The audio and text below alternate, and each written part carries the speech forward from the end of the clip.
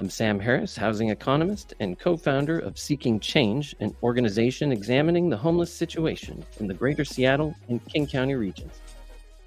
Each week, we'll explore an issue at the heart of the problem to find the root causes of homelessness. And at the end of the 12 weeks, we hope to present a unified solution. Last week, we explored the nature of sweeps with COC co-chair Ruby Romero. I left that conversation feeling like sweeps do more harm than good. The semblance of control we feel by removing people is more than offset by the damage it seems to create as the people are displaced and their tents are thrown away and their supplies are thrown away, and then the resource providers have to give them new stuff again. And that's our tax dollars at work. So this week, we are digging into another form of trauma. This week, we're fortunate to have Joe Molloy joining us. Joe is an artist and activist primarily focused on changing stigmas about autism, neurodivergence, and disability in the homeless community. Thank you, Joe, for being here. Why don't you tell us a little bit about your journey and what you learned along the way? Yeah, hi. Thanks, Sam. Appreciate being here. And getting a chance to talk about this. So yeah, I'm part of a larger community that folks might have heard about over the last couple of years, but there have been a lot of people like myself realizing later in life that they are on the autism spectrum. And we, got missed through the process of life, didn't get diagnosed or got diagnosed with other things like ADHD or bipolar disorder, things like this, right? And for myself, it started about like 8 years ago when I first heard of actually the person I was dating at the time. Their father got diagnosed with adult onset autism. Oh. Which is not a thing. It's not? No, adult onset. Yeah. Not a thing. That's not a thing. Nope. So it was always there? It was always there. Exactly. We just noticed it now. Yes. Yeah. So what happened with him is he worked for the IRS, right? He worked in the collections department. He was an accountant for the IRS for like 30 years. And we're sure that didn't just break him? I'm pretty sure. Okay. It sounds like one of the most like autism friendly jobs you could possibly find. It's crunching numbers for the number crunchers, right? He was probably left alone most of the time, and if he did his work, nobody cared, right? Makes sense. So when he retired, he burned out. This is like, by the language we understand and talk about it inside the community today, I look back at like we were dating when he retired, and I recognized what happened as like total burnout. He like wanted to do nothing except for play PS4. He was just playing Destiny for months on end, right? Really? And so we now look at that and say, well, this is a person who's always been on the spectrum, but unmasked. So they were living with masked autism, which is either through adaptation or through necessity throughout life. You haven't been able to have certain needs met, so you adapted in some ways. You put on masks, you camouflaged your special needs because you recognized they weren't going to get met. Right. So in the process of your life, you develop all kinds of these different, mostly harmful sort of adaptations, I guess is a good word, really. And then you're spit out at the other side as an adult, realizing you're on the spectrum and that you've developed a whole set of personality traits to manage what is actually underlying autism. Right. And so that was his, experience. And that I bring it up because 8-9 years ago, that's the understanding that medical professionals had of it, using a term like adult onset autism which is an impossible thing. Right? It's basically just them saying oh, we didn't diagnose this before. Right. We're diagnosing it now. And we have no idea what this is, Since really. because that whole profession is just learning. Right. Yep. It's a practice, right? Yep. Right? We're not very good at it. And we have much to learn as a community. And like, that's been my experience and a lot of other people's experience. Like, these last few years, research has expanded, self-testing has, like, self-diagnosis and essentially right now, if you were to go like a medical route of getting diagnosed, you'd take the same tests and see the same things that were available if you were sitting at home right now and wondering if you're on the spectrum. Like, the same toolkits are available right now. So it's been. And are those just online? Yeah. So you can self-diagnose yourself for autism? You can take the same assessment. Are they accurate? I mean, as far as accuracy goes, I'd say it's one tool in like a toolbox. And like, for the record, I'm no like medical professional. I should probably like definitely say that I'm a literal artist trying to find my way, and an unsupported adult autistic person, right, with like a disability, trying to manage myself in life and doing a okay job most of the time. Yeah, but I find when you have some symptom of something that is repressed and you explore it, it makes your journey a little bit easier. Yeah, it helps you understand as you move forward in the process, and you can actually train your brain. Brains are elastic. Oh yeah. Actually, we'll touch on that next week with Joe Broom. He's a therapist that looks into brain elasticity and some of the possibilities for PTSD. Yeah. In homelessness. And we are an especially interesting community in there, because we have a lot of rigidity and elasticity, right? In the large swaths of the autistic community, need routines and structure in order to have any kind of ability to function with the world. Right.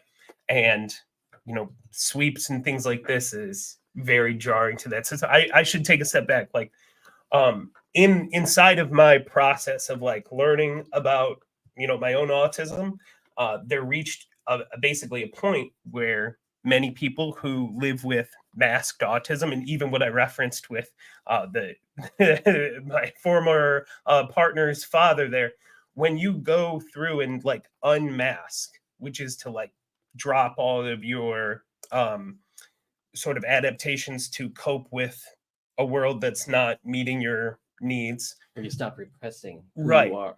You go through this process that we call regression and skill regression. So you lose some of your executive function abilities in exchange for gaining some of these like sensitivities back, and which come with a greater understanding of yourself, right? A greater understanding of like maybe some special skills and things like this, but a noticeable decrease in your amount and your ability to function in the world without like support needs.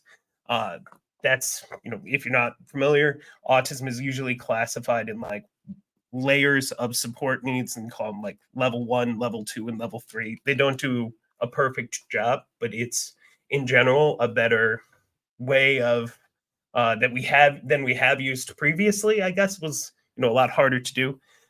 So I'm a person that has like now like level 1 support needs, like in times of stress, in challenging times, like I need help to sort of executive function my way through some of these transition times.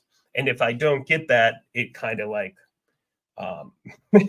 it's just not there. Right. And so that's what I experienced in the process of unmasking, like for myself, was on the positive, I learned way more about myself, about how to manage my life, about what I was actually dealing with, how it actually impacts my day-to-day, how it's impacted so many of my relationships, like, from friends to intimate relationships, all these kinds of things, and at the cost of my housing stability, like at the cost of all stability, really. Yeah. And that's what I found with, my concern is well, what I know is I'm not alone in that. Alls I've found since like experiencing this and like sharing this is other people with similar stories, both like through, you know, connections online and on the street already. And like I have a growing concern that as more people realize this over the next few years, as housing gets less accessible, as we experience more regression inside of these kinds of communities, not just limited to autism, but through neurodivergence and disability, we are going to experience higher rates of homelessness inside of our little niche of the world. Right. Okay, so you lost your housing at Yeah. what point? It was a couple of years ago. It was basically as I was coming to Seattle. Yeah. Yeah. And sort of learning, simultaneously learning the impacts of like, how does neurodivergence actually affect my life as a disability, not just as like a name of a thing, but like what are the day-to-day impacts it has on me. Right. Yeah. Okay, and then how did the housing instability affect you? Did it exacerbate the situation? Oh yeah. Oh, so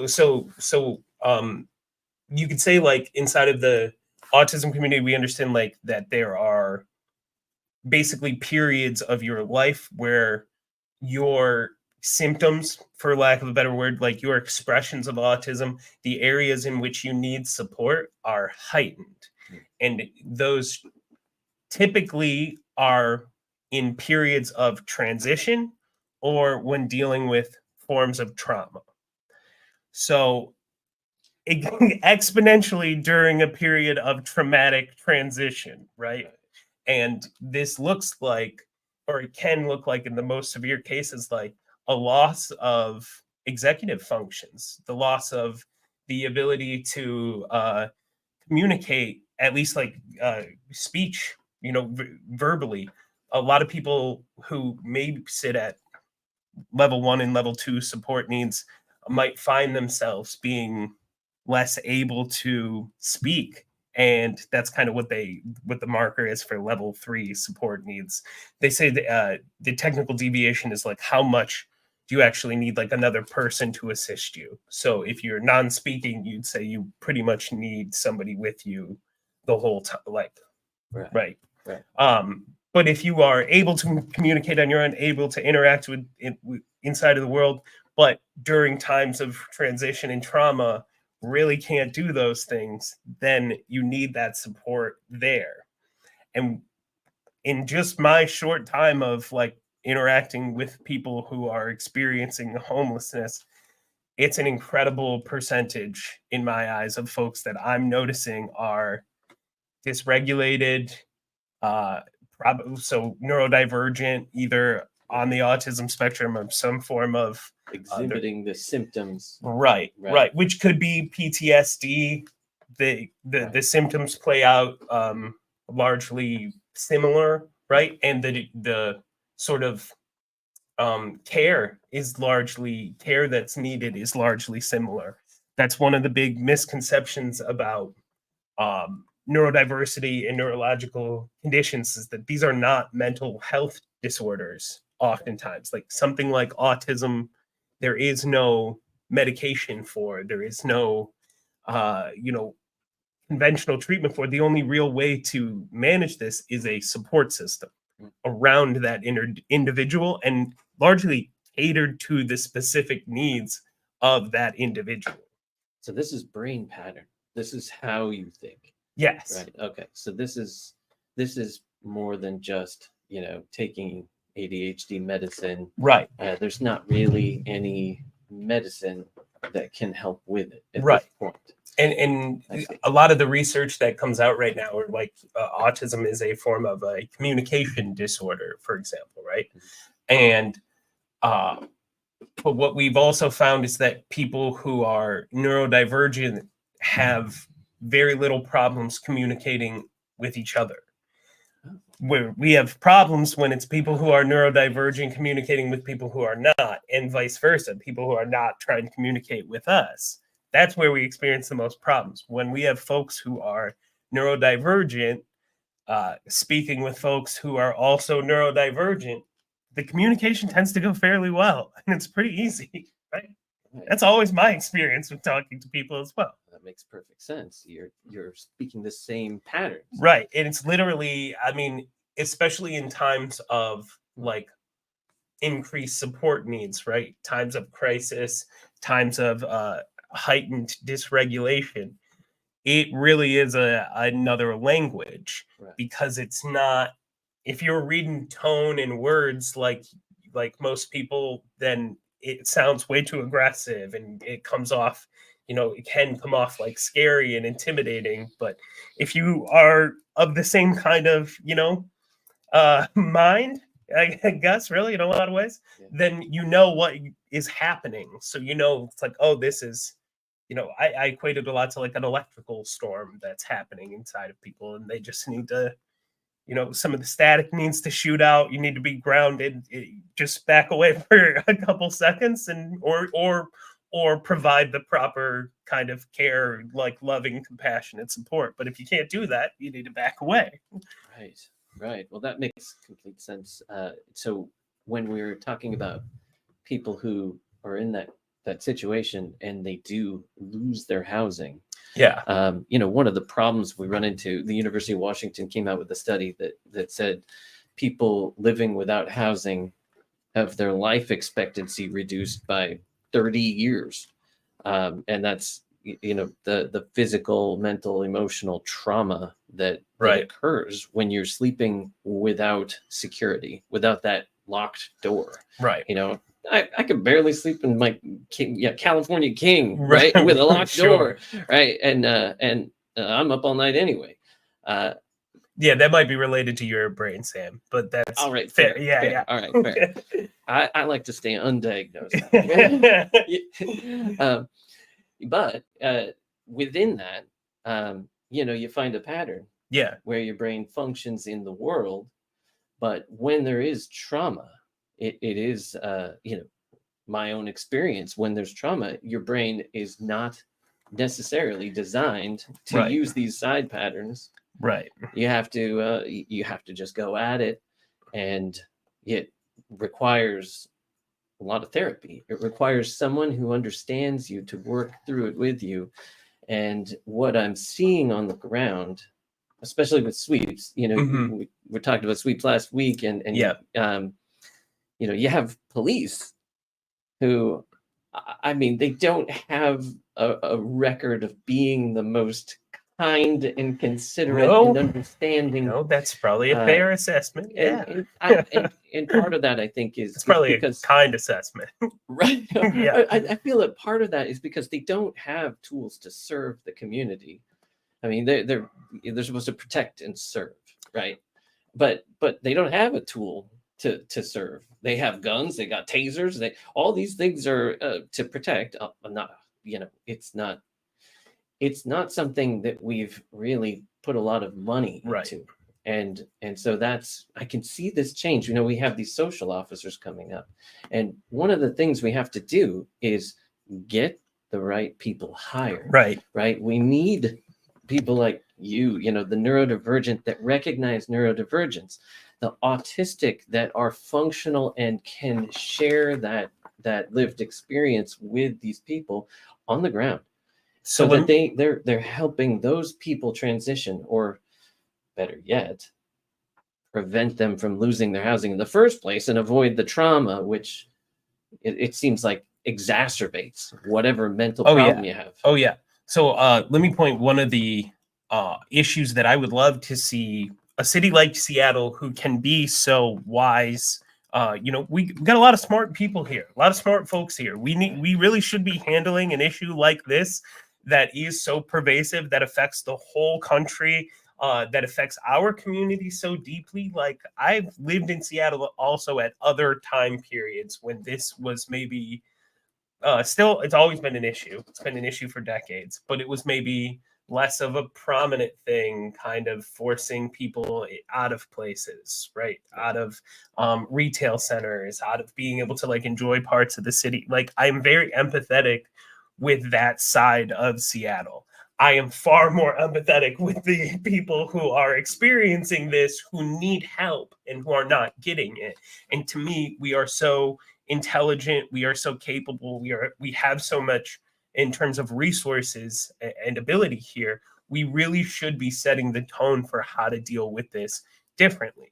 So when I look at that on like our widest scales, I would love to see policies and practices being not necessarily folding in, diversity and neurodiversity and disability, but centered through these sort of perspectives. And one of the challenges we face in the autistic community, which overlaps into the larger disability community, and it's also not contained to that. It's like there's policy or the same sort of practice affect people of all, like the entire BIPOC community, as far as like getting gainfully employed.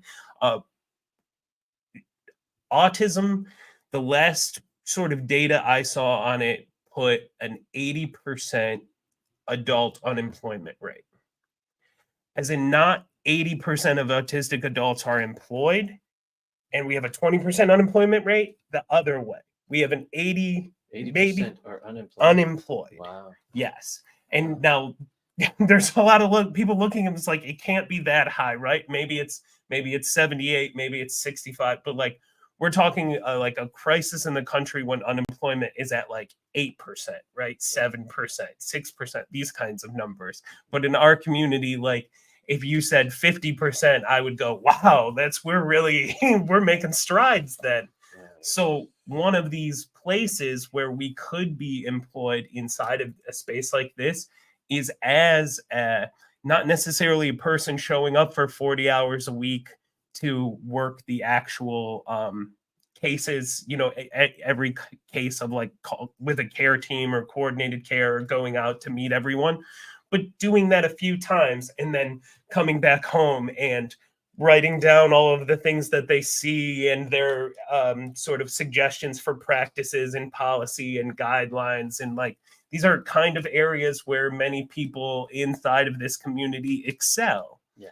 And orientating some of the roles that could benefit collectively to people with these special needs, and catering roles around special needs and special abilities is how we then are able to say, we know that even though these two officers aren't on the spectrum themselves, maybe aren't super familiar with it, but they have, Carrie back at the command center, who's been teaching them everything about it, and arm them with tools, arm them with exactly the support that they need, mm-hmm. and limit their exposure to it because they don't understand it. And the bigger part about this is like, when I see a crisis, I've yet to see a crisis on the street that genuinely alarmed me. And I know that like can sound arrogant or ignorant or whatever, like, but it's what I've seen, I've recognized as some form of either PTSD or neurodivergence, and almost everything falls into one of those two umbrellas. Okay, so now, this leads us to the next idea. I'm going to shoot you the question, and then I'm going to give a quick word from their sponsor. But drugs. Yeah. Where does this come in, and how do we differentiate between someone on a drug episode and someone who's just going through a mental crisis, like having a thought crisis, having an autistic meltdown, having an episode of like hysteria from schizophrenia, and all these kinds of different breakdowns. Yeah, okay, you think about that for a second while I give a quick word from our sponsor. Rainier Avenue Radio will be live this Saturday at 11 a.m. at Yesler Terrace Park for coverage from Seattle Urban League's event Black Earth Day. Next week, Monday through Friday, more Earth Day coverage every day from 10 a.m. to 5 p.m. with films, interviews, panels, and more. All right. Okay. Drugs. How do we differentiate when we see someone experiencing a massive crisis on the street? Mm-hmm. And I mean, you look at them and say, wow, they're high. And that's what the community is really good at. The judgment of that. They're talking to themselves. They scare people. It does. Yeah. And for the large part, the average person doesn't need to we don't need to separate these things.